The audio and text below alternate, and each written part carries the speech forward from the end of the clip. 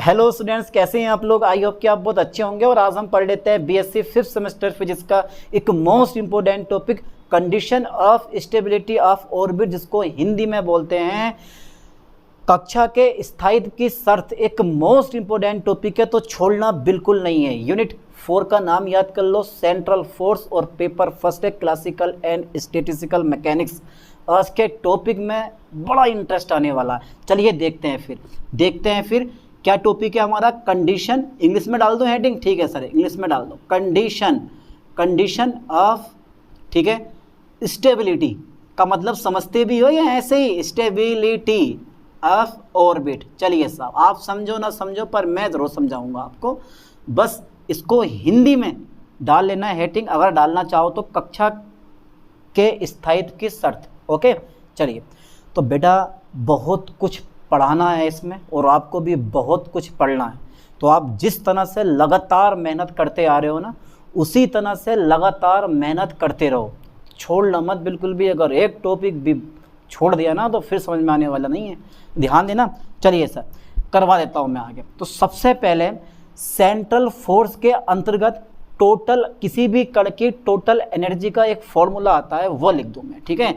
यानी कि central force, okay sir, okay, central force Hindi में ही पढ़ाऊंगा, घबराओ मत। सेंट्रल फोर्स के अंतर्गत, ओके सर, सेंट्रल फोर्स के अंतर्गत, ठीक है, सेंट्रल फोर्स के अंतर्गत किसी बॉडी या पार्टिकल बोल दिया मैंने, कोई दिक्कत नहीं है, किसी पार्टिकल की, ठीक है, टोटल एनर्जी। अच्छा सर, कोई फॉर्मूला होता है इसका? अरे ना होता है तो मैं ज़बरदस्ती प्रूफ करवा दूंगा, मैं हूँ, ठीक है। तो आपने एक फॉर्मूला पढ़ा होगा कभी, E बराबर, ये पीछे मैंने प्रूफ भी करवा रखा है, E बराबर हाफ, ठीक है sir, mr dot square plus r square theta dot square, और प्लस के पोटेंशियल एनर्जी। अरे सर ये तो मज़ा आ गया, ये तो हमने बहुत बार पढ़ा है। अबे ऐसे ही पढ़ लेते हैं, घबराओ मत। चलिए आगे देखते हैं। अच्छा ठीक है, 1/m की मल्टीप्लाई में आगे कर दूं तो ये इक्वेशन याद ही कर लो यार, ये इक्वेशन बहुत जगह यूज़ होगी, ठीक है। इस वाले ए को आप इधर भी ले जा सकते हो, कोई दिक्कत नहीं है। चलिए, half mr dot square plus half mr square theta dot square plus के vr हो गया यहाँ तक। चलिए सर, समझ में आया? कुछ नहीं कर रहा है, 1/m से मैंने यहाँ भी मल्टीप्लाई कर दिया, यहाँ भी मल्टीप्लाई करी है। कहानी तो अब स्टार्ट होती है। ये जो आपको थीटा डॉट दिखाई दे रहा है ना, इसकी एक वैल्यू होती है, और वही वैल्यू हमें यहाँ पुट कर देनी है। अच्छा ये बताओ, आप में से कितने लोगों को इसकी वैल्यू याद है भैया? कोई ऐसा जिसको इसकी वैल्यू याद है? अरे सर हम हैं। अच्छा हम हैं, तो फिर किस बात का गम है? तो थीटा डॉट की वैल्यू लगा दो, L/m r स्क्वायर। तो बेटा यहाँ भी स्क्वायर है तो यहाँ भी स्क्वायर रहेगा, ठीक है। और थीटा डॉट की वैल्यू है L/m r स्क्वायर, ठीक है, याद कर लेना ठीक से। ओके, स्क्वायर आ जाएगा, और यहाँ क्या आ जाएगा मेरे पास? vr। आगे यहाँ तक, ठीक है। अब इसके बाद सर क्या करने वाले हैं आप? इसके बाद फायरिंग करने वाले हैं हवा में। चलो करके दिखाओ फायरिंग फिर। चलिए, हवा में नहीं बेटे, रियल में फायरिंग करेंगे, डर क्यों रहे हो, मैं आपके साथ हूँ। mr square dot plus half, ठीक है, mr स्क्वायर। जब मैं बेटा इसका वर्क करूंगा ना, तो इसका भी क्या हो जाएगा? स्क्वायर हो जाएगा। m का भी क्या हो जाएगा मेरे पास? स्क्वायर हो जाएगा। r का भी क्या हो जाएगा? r की घात 4 आ जाएगा हमारा, ठीक है, कंप्लीट, राइट। देखते रहना, कहीं मिसअंडरस्टैंडिंग ना हो जाए। Okay sir, okay. तो अब देखो, m स्क्वायर से, यानी कि 1m से 1m हमारा कट जाएगा, r की घात 2 है, r की घात 4 है, तो 2r से 2r हमारे क्या होंगे? कैंसिल हो जाएंगे। तो अब हमारे पास क्या बचा? 1/2 mr डॉट स्क्वायर प्लस के बचा मेरे पास l स्क्वायर। अब हमारे क्या रह गया? 2 बचा, 1 m रह गया, और r की घात 2 रह गया, ठीक है, और प्लस के रह गया मेरे पास vr। और बेटे तुम्हें मैं एक बात बता दूं कि एनर्जी जो होती है वो इनवर्स प्रोपोर्शनल टू स्टेबिलिटी, यानी कि कहीं एनर्जी कम है, आपने केमिस्ट्री में पढ़ रखी है स्टेबिलिटी बहुत बार। अगर कहीं एनर्जी कम होगी तो उसकी स्टेबिलिटी ज़्यादा होगी, और जिसकी स्टेबिलिटी ज़्यादा होती है ना, भैया उसकी एनर्जी कम होती है, पता होना चाहिए आपको। अगर एनर्जी कम है तो स्टेबिलिटी ज़्यादा होगी, और अगर एनर्जी अधिक है तो स्टेबिलिटी कम होगी। केमिस्ट्री आपसे यही कहती है। अब यही कहती है, यही रूल हम यहाँ भी अप्लाई करेंगे। और ये वाला जो स्टेप आप देख रहे हो ना, ये मैंने बेवजह में नहीं लिखा मेरे दोस्तों। जो ये वाला स्टेप आप देख रहे हो तो इसको बोलते हैं हम वी इफेक्टेड, यानी कि इफेक्टिव पोटेंशियल, यानी कि V effected potential. Okay sir, effected potential यानी कि इफेक्टिव पोटेंशियल बोला जाता है इसको। ठीक है, चलिए सब इफेक्टिव पोटेंशियल आपने बोल दिया है। और फॉर्मूला क्या आया है इसका, L² अपॉन 2mr²। ठीक है सर, अपॉन 2mr² और प्लस के VR। बेटा ये हमारा डेटा निकल कर आ गया वी इफेक्टिव। अब ध्यान देना, इफेक्टिव पोटेंशियल जितना कम होगा, यानी कि पोटेंशियल एनर्जी जितनी कम होगी, स्टेबिलिटी उतनी ज़्यादा होगी। पोटेंशियल एनर्जी जितनी ज़्यादा होगी, स्टेबिलिटी उतनी कम होगी। ये कहता है इफेक्टिव पोटेंशियल। ध्यान से सुनना मेरी बात को, अगर बात ध्यान से ना सुनी तो कहानी गड़बड़ा सकती है। चलिए साहब, वी इफेक्टिव यानी कि वी इफेक्टिव की वैल्यू मैंने फाइन कर दी। डर तो नहीं लगा इसको देख के? अरे डरना मना है। अब क्या होगा, अगर पोटेंशियल एनर्जी मिनिमम है तो स्टेबिलिटी कैसी होगी, मैक्सिमम होगी। और अगर पोटेंशियल एनर्जी मैक्सिमम है तो स्टेबिलिटी कैसी होगी, हमारी मिनिमम होगी। यानी कि स्टेबिलिटी मैक्सिमम के लिए, ध्यान देना, स्टेबिलिटी मैक्सिमम के लिए, ओके, स्टेबिलिटी मैक्सिमम के लिए। ठीक है सर, स्टेबिलिटी मैक्सिमम के लिए, okay okay okay, stability maximum के लिए पोटेंशियल एनर्जी जो होती है ना मेरे पास बेटे, पोटेंशियल एनर्जी जो होती है, पोटेंशियल एनर्जी का मान कैसा होना चाहिए, मिनिमम होना चाहिए। ठीक है, मिनिमम होना चाहिए। ठीक है सर, मिनिमम होना चाहिए और मिनिमम करके भी हम मानेंगे। अरे भैया मिनिमम करके भी हम मानेंगे।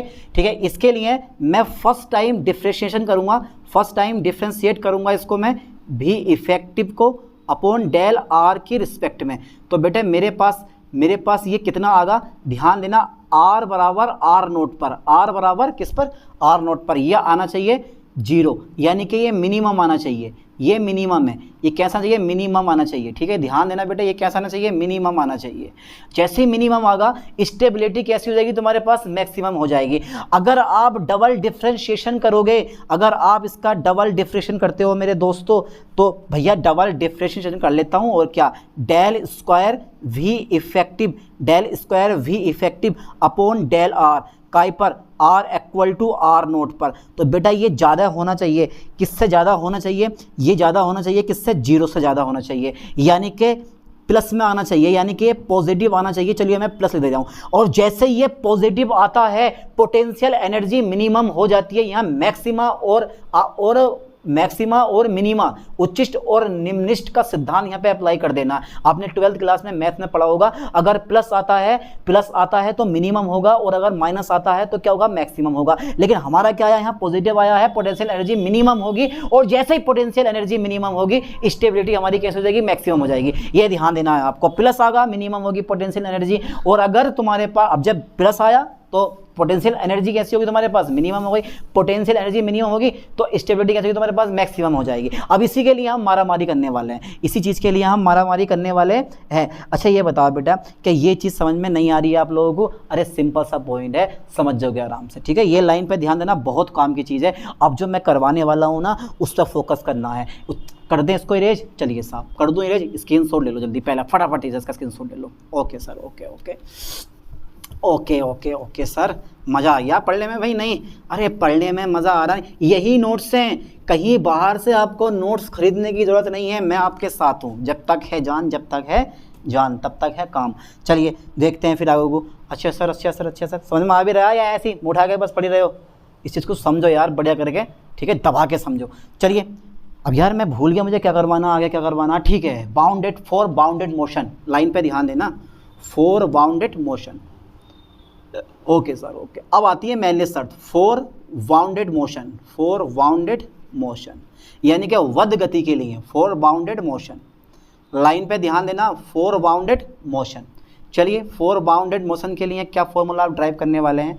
तो सबसे पहले जो मेरे पास भी आर होता है ना मेरे दोस्तों, वो बराबर होता है माइनस के, ठीक है, आर एन प्लस के वन, ठीक है, ये के आर एन प्लस के वन पोटेंशियल एनर्जी का फॉर्मूला आ गया हमारा, ठीक है। चलिए किसका फॉर्मूला आया हमारा, ये पोटेंशियल एनर्जी का। अब आपको पता होना चाहिए कि मेरे पास वी इफेक्टिव हैगा, वी इफेक्टिव मेरे पास हैगा कितना बेटे, वी इफेक्टिव यानी कि इफेक्टिव पोटेंशियल मेरे पास हैगा। तो मैं इस वी आर की जगह क्या लगा दूंगा, माइनस के आर एन प्लस के वन लगा दूंगा और प्लस के एल स्क्वायर और 2mr², ये ऐसे का ऐसे रहेगा। लाइन पे ध्यान देना, ठीक है, हो गया। अब मैं फर्स्ट टाइम डिफ्रेंशिएशन करूंगा, किसके रिस्पेक्ट में करूंगा भैया, फर्स्ट टाइम बन जाए यार, क्या बनाऊं, क्या डेल वी इफेक्टिव, ठीक है, अपोन में मेरे पास क्या रहेगा, आर की रिस्पेक्ट में मैं करूंगा। तो मेरे दोस्तों मेरे पास क्या बन जाएगा, जल्दी बताइए, देखो डायरेक्ट कर दूं हर, तो यहाँ फॉर्मूला लगा दो, माइनस के आ जाएगा और n प्लस के वन ऐसे का ऐसे आ जाएगा और इसमें आप एक घटा दोगे तो खाली बच जाएगा हमारा आर एन। क्या समझ में नहीं आया? अरे भैया आप मैथ वाले होंगे, मैथ वाले ना होंगे तो केमिस्ट्री वाले होंगे, और अगर कुछ भी ना होंगे तो फिर कुछ भी ना होंगे। फिलहाल तो एक में से एक घटाया, मेरे पास कितना बचेगा n। फॉर्मूला लगा दो x की पावर n बराबर n x n minus one, तो ये पहले आ जाएगा n प्लस वन में से एक घटा दोगे तो n plus one minus one n बचेगा खाली। चलिए शॉर्ट कर दूँ, इसको भी कर दूं डायरेक्टली, अबे डायरेक्ट मारो डायरेक्ट। आर का जो मेरे पास स्क्वायर है ना, ये जो आर का आप स्क्वायर देख रहे हो, इसको ऊपर लेके जाओ इस टाइप से, D Y D R, R की घात माइनस के 2, तो माइनस के 2 पहले आ जाएगा, आर माइनस के 2 माइनस के वन आ जाएगा, है ना। तो ये आ जाएगा तुम्हारे पास कितना, माइनस के 2 से 2 मेरे पास कट जाएगा। अब मेरे पास सिर्फ क्या बचेगा, आर स्क्वायर एल स्क्वायर बचेगा और एम बचेगा, और जब आर की घात -3 को मैं नीचे लिखा हूँ तो ये घात आ जाएगी मेरे पास काय में, प्लस में आ जाएगी। आ गई प्लस में, आ तो वही सर प्लस में, बहुत खूब। अच्छा ठीक है, अगर मैं आर बराबर आर नोट पर, अगर मैं आर बराबर आर नोट पर लूँ तो मेरे दोस्तों ये क्या होगा, del V effective upon del R equal to minus K N plus K 1, are की पावर मेरे पास कितना हो जाएगा, एन हो जाएगा, और माइनस के, और जहाँ आर नोट है ना वो बेटा कितना आ जाएगा मेरे पास, आर नोट आ जाएगा, ठीक है, माइनस के एल स्क्वायर और अपोन में आ जाएगा, छोटा वाला एम बनाना, ये वाला एम आर नोट का क्यू आ जाएगा, आर नोट का क्यू, ठीक है। और देखो del V effective upon del R किसके बराबर है, डेल वी इफेक्टिव यानी कि आर बराबर आर नोट पर del V effective upon del R किसके बराबर है बेटा, ये 0 के बराबर है। किसके बराबर है, ये लाइन पे ध्यान देना, ये 0 के बराबर है। इसका मतलब है पोटेंशियल एनर्जी जो है मेरे पास वो मिनिमम हो जाएगी, और जब पोटेंशियल एनर्जी मिनिमम हो जाती है तो उसकी स्टेबिलिटी कैसे हो जाती है, मैक्सिमम हो जाती है। ये मैंने काफ़ी प्रूफ कर दिया हद तक, ठीक है। चलिए ये मैंने बराबर 0 कर दिया। अब क्या करना है, इस माइनस वाले को बराबर के इधर लेके जाना है, ठीक है। चलिए मैं लेके जाता हूँ, तो मैं कुछ इस टाइप से लिख सकता हूँ इसको, minus K N plus K 1 are naught की पावर एन बराबर हो जाएगा मेरे पास माइनस के एल स्क्वायर अपोन कितना हो जाएगा, एम आर नोट क्यू। अब ये माइनस क्यों हो गया, इस माइनस वाले को इधर लेके जाएंगे तो कहाँ पहुँच जाएगा, प्लस में पहुँच जाएगा। अच्छा बेटा ज़रा मुझे बताओ प्लस में पहुँचेगा या नहीं पहुँचेगा, पक्का सोच लो ज़रा एक बार, प्लस में पहुँच जाएगा यार मेरे दोस्तों, प्लस में पहुँच जाएगा। अच्छा सर चलो प्लस में पहुँचा दिया आपने, बहुत खूब पहुँच गया प्लस में। लेकिन जो ये वाला माइनस देख रहे हो ना, तो बराबर के इधर जाने पर ये माइनस का माइनस ही रहता है, ठीक है। ध्यान देना दोनों पक्षों में माइनस से गुणा कर देना, आप हो जाएगा, ये आराम से हो जाएगा, घबराओ मत। अब तुम जो ये देख रहे हो ना आर नोट की पावर एन, जो तुम ये चीज़ देख रहे हो, दिख रहा है ना एन प्लस के 1 और बराबर आर नोट की पावर एन को बराबर के इधर लेके जाओ तो काय में आ जाएगा, ये भाग में आ जाएगा भाग में, यानी कि ये जो गुणा वाला इधर काय में आ जाएगा, भाग में आ जाएगा। तो ये कुछ ऐसे बन जाएगा, एल स्क्वायर अपोन में आ जाएगा एम आर नोट। तो बेटा ये 3 है और ये मेरे पास जुड़ जाएगा, ये प्लस के एन हो जाएगा, ठीक है। 3 प्लस के एन मेरे पास यहाँ पे बन जाएगा ये। अच्छा ये बताओ क्या ये डेटा समझ में आया नहीं आया आप लोगों के, आ गया होगा समझ में। यानी कि आर नोट की पावर एन है, ये गुणा वाला मैं भाग में ले जाऊंगा, 3 + 1 घात हमारे पास जुड़ जाएगी। ऐसे करके देखो आर नोट 3 गुणा आर नोट एन, तो 3 + n हो जाएगा ये, ठीक है। चलिए अब क्या करना है मुझे, हाँ सर आप बता दो आप क्या करना है। तो बेटा के में ऐसे लिख लूँगा, n + के 1 में ऐसे लिखूँगा, माइनस के एल स्क्वायर अपॉन एम में ऐसे लिखूँगा, और आर नोट -3 और माइनस के n में ऐसे लिख लूँगा। इसको मैं इक्वेशन नंबर चाहूँ तो फर्स्ट बना सकता हूँ, क्योंकि अभी तक मैंने कोई भी इक्वेशन फर्स्ट नहीं बनाई है। इस फर्स्ट इक्वेशन का काम आगा। लाइन पे ध्यान देना, लाइन पे ध्यान देना बेटे, क्योंकि ये जो है वो है और होना काफ़ी नहीं है। चलिए करें फिर अगेन। हमें ध्यान देना, ये भी कंडीशन लानी है। अगर स्टेबिलिटी मैक्सिमम करनी है तो कंडीशन ये भी हमें लानी है, पॉजिटिव प्रूफ करना पड़ेगा। चला इसका इरेज कर दूँ, ठीक है। एक चीज़ तो जीरो हो गई, पोटेंशियल एनर्जी मैंने जीरो कर दी, तो स्टेबिलिटी मैक्सिमम हो गई। दूसरी पॉइंट पर मैं और ध्यान देता हूँ अभी आपको। अब मुझे क्या करना है, भैया, डबल डिफ्रेंशिएशन कर दो। तो डेल स्क्वायर अपॉन, सही है सर, भी इफेक्टिव अपॉन में कितना जगह, डेल आर स्क्वायर। अगर चाहते हो तो आर की जगह आर नोट का यूज़ कर सकते हो, कोई दिक्कत नहीं है, ऐसे ही मैंने रहने दिया। एक बार फिर से मैंने डिफ्रेंशिएशन करा तो मेरे पास क्या बनेगा, माइनस के मैं ऐसे लिख लूँगा, माइनस के मैं ऐसे लिख लूँगा।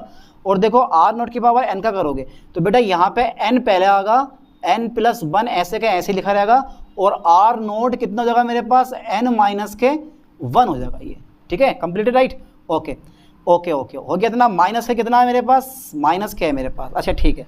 अब आर नोट क्यू को आप ऊपर लेके जाओ। जब आर नोट क्यू को आप ऊपर लेके जाओगे और जब इसका करोगे डिफरेंशिएशन तो बेटा कितना हो जाएगा, ये वाला जो ऊपर लेके जाओगे तो ये पहुंचेगा माइनस में, ये वाला पहुंचेगा माइनस में, पहुंच गया माइनस में, तो ये पहुंच गया माइनस में। तो माइनस के 3 पहले लिख लो, लिख लिया। आर नोट -3 -1 कितना जाएगा तुम्हारे पास, -3, आर नोट -4 आ जाएगा।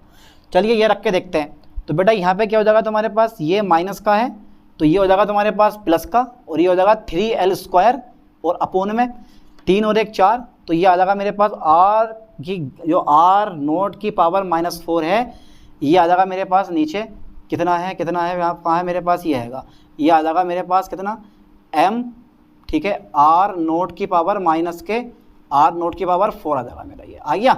बाकी ऐसे रहना, तो अभी जीरो बराबर करने की जरूरत नहीं है क्योंकि हमें इसका मान निकालना है, ठीक है। आ गया बेटा इतना, ये ध्यान देना है तुम्हें, ठीक है।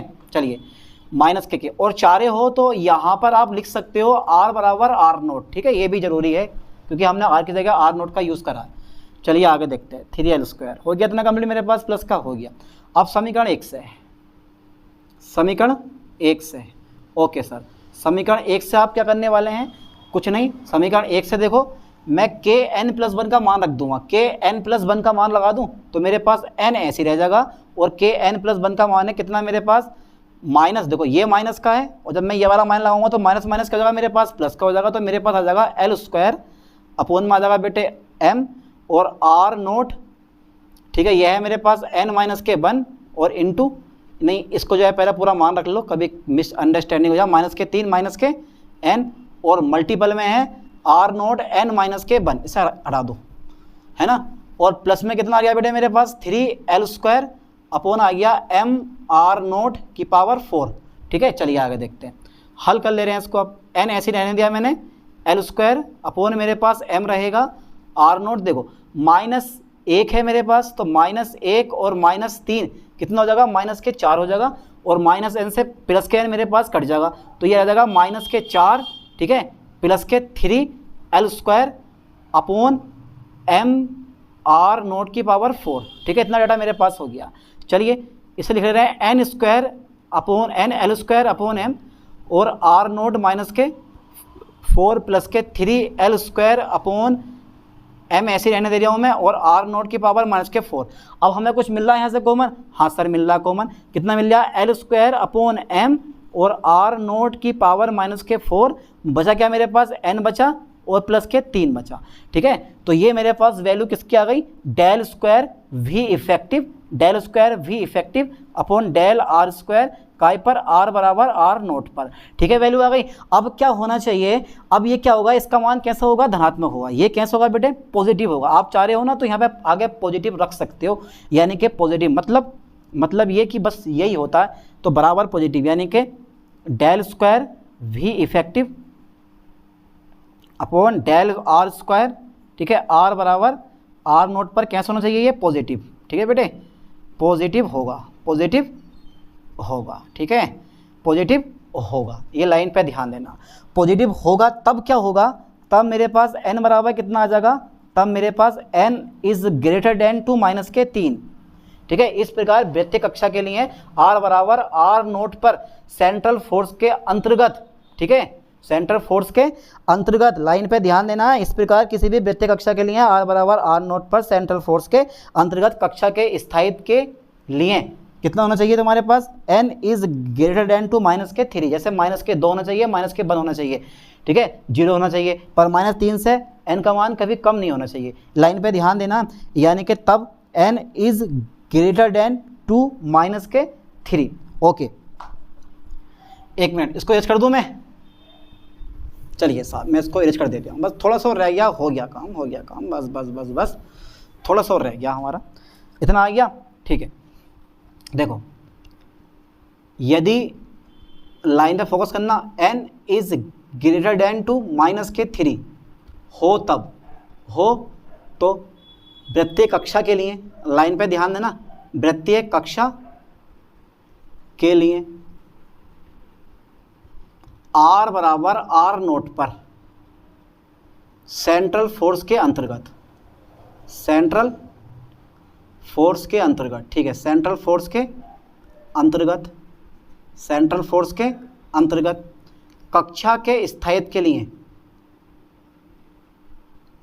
कक्षा के स्थायित्व के लिए, स्थायित्व के लिए n का मान -3 से अधिक होना चाहिए, ठीक है, n का मान -3 से अधिक होना चाहिए। ओके, तो ये हमारा फाइनल हो गया। तो मैंने तुरंत बता दिया कि अगर पोटेंशियल एनर्जी मिनिमम होगी तो क्या होगा, तुम्हारे पास स्टेबिलिटी मैक्सिमम होगी, और अगर डबल डिफरेंशिएशन जब मैंने करा तो इसका मान कैसा आगा, पॉजिटिव आया। जब इसका मान पॉजिटिव आगा तो क्या होगा, तुम्हारे पास पोटेंशियल एनर्जी मिनिमम होगी, ठीक है, और स्टेबिलिटी कैसे होगी, तुम्हारे पास मैक्सिमम होगी। ये मैंने आपको क्लियर करवा दिया इसमें, ठीक है। अब आता है तुम्हारे पास कंडीशंस ऑफ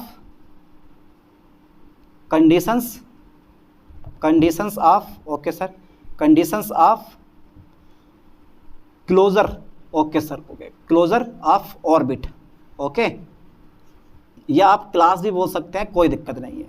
अच्छा, एक कक्षा बंद कब कहलाएगी, जल्दी बताओ बेटा, एक कक्षा बंद कब कहलाएगी, यानी कि एक कक्षा क्लोज तब कहलाएगी जब उस पर गति करने वाला कण अपने पथ पर आवर्ती करे, यानी कि बार बार घूमता रहे। यानी कि एक जो मेरे पास है, एक ऑर्बिट, ठीक है, एक कक्षा ऑर्बिट तब बंद कहलाएगा, ठीक है, तब बंद कहलाएगा जब उस पर गति करने वाला, जब उस पर गति करने वाला कण, उस पर गति करने वाला कण, जब उस पर गति करने वाला कण, ठीक है, अपने पथ पर आवर्ती करे, अपने पथ पर आवर्ती करे, लगातार चक्कर लगाए, ठीक है, आवर्ती करे, ओके, करे। अतः क्लोजर ऑर्बिट की निम्नलिखित शर्तें हैं, ओके।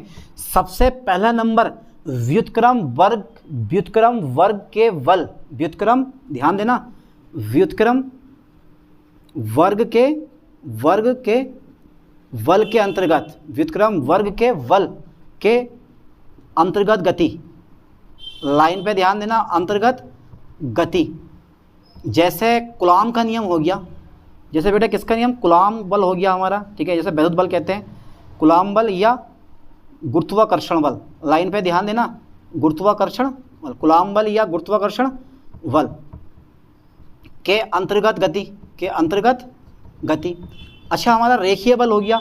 रेखीय बल का नाम क्या है, रेखीय बल कौन सा होता है हमारा, रेखीय बल बताओ जरा बेटा कौन सा होता है। रेखीय बल जैसे हुक्स का नियम, हुक्स के नियम के अंतर्गत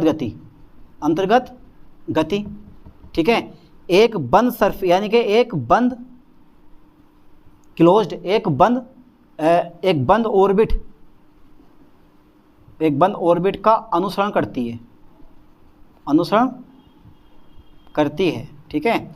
अगर व्युत्क्रम वर्ग के बल के अंतर्गत गति, जैसे कूलाम बल हो, गुरुत्वाकर्षण बल के अंतर्गत गति हो, रेखीय बल जैसे हुक्स के नियम के अंतर्गत गति हो, तो वो एक बंद ऑर्बिट का अनुसरण करती है। इस चीज़ को आप प्रूव भी कर सकते हो।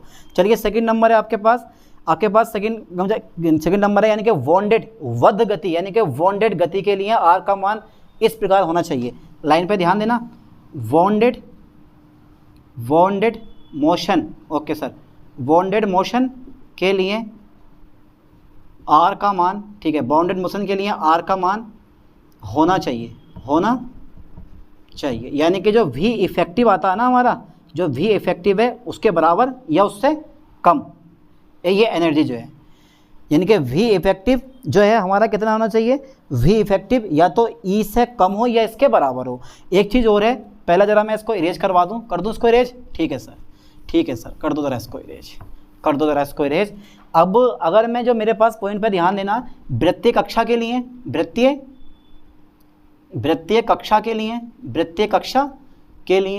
ठीक है, n is greater than to -3 होना चाहिए, ठीक है, होना चाहिए। Okay sir, okay.